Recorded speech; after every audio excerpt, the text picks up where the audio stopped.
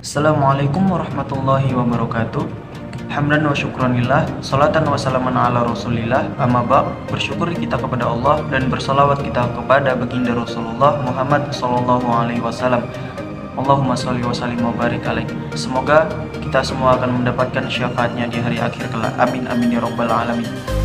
Perkenalkan, nama saya Romi Ardian.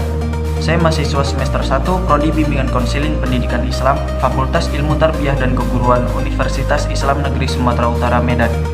Pada kesempatan video kali ini, di sini saya akan sedikit menjelaskan mengenai apa itu komunikasi lisan dan komunikasi tulisan. Adapun tujuan dibuatnya video ini yaitu untuk memenuhi tugas mata kuliah Bahasa Indonesia dengan dosen pengampu Bapak Budiman MPD. Jadi, apa sih komunikasi lisan dan komunikasi tulisan itu? Nah, untuk penjelasannya, silakan simak video berikut ini.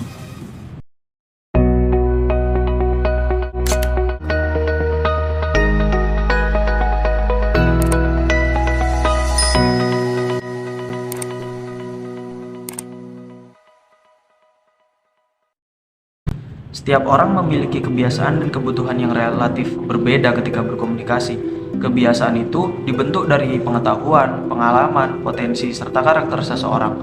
Ketika berkomunikasi, hendaknya kita menghormati dan memahami kebiasaan dan kebutuhan mitra komunikasi kita. Karena dalam berkomunikasi, yang satu sama yang lainnya tidaklah selalu sama.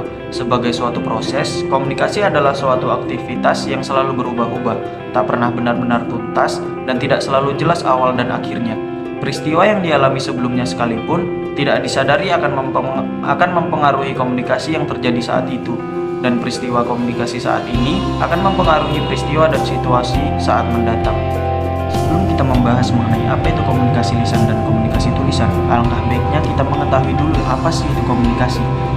Dalam Kamus Besar Bahasa Indonesia, komunikasi diartikan sebagai pengiriman dan penerimaan pesan atau berita antara dua orang atau lebih, sehingga pesan yang dimaksud dapat dipahami.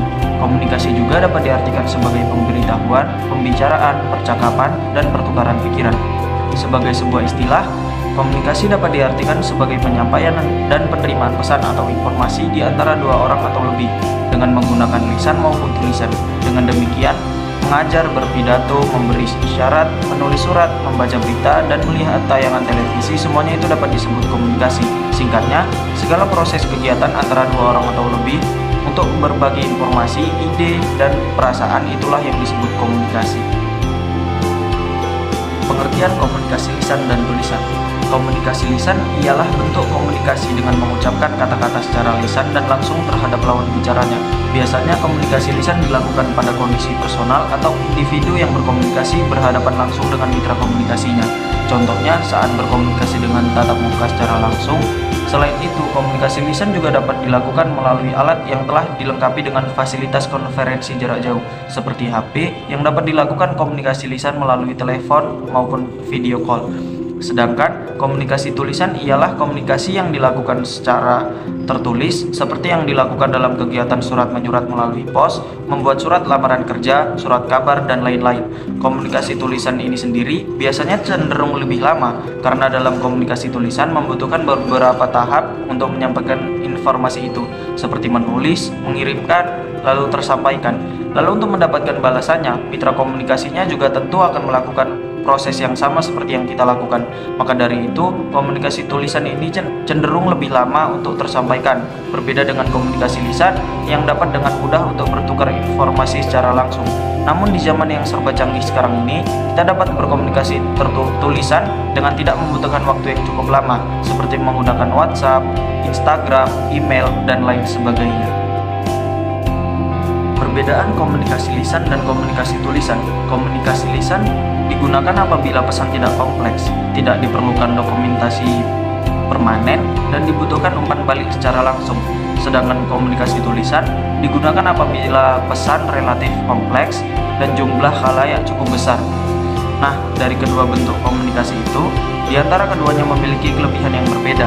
Kelebihan bentuk komunikasi lisan ialah memungkinkan akan terjadinya interaksi. Peran pelaku komunikasi dapat bertukar gagasan serta bekerja sama dalam memecahkan masalah karena diperolehnya titik temu antar kepentingan. Pada saat yang sama, pesan non-verbal juga dapat tersampaikan. Namun apabila tidak dikelola dengan baik, komunikasi lisan dapat berakibat buruk sebagai wujud dari kelemahannya, seperti tidak adanya kesadaran bahwa pembicaraan sebagai alat untuk mencapai suatu tujuan, berbicara secara spontan, tidak memikirkan tujuan sebelum melakukan pembicaraan, tidak merancang dan menyampaikan pesan secara logis, dan demi keuntungan sesaat, kita cenderung memanipulasi pembicaraan. Lalu kelebihan dari komunikasi tulisan sendiri ialah adanya peluang untuk mengontrol pesan.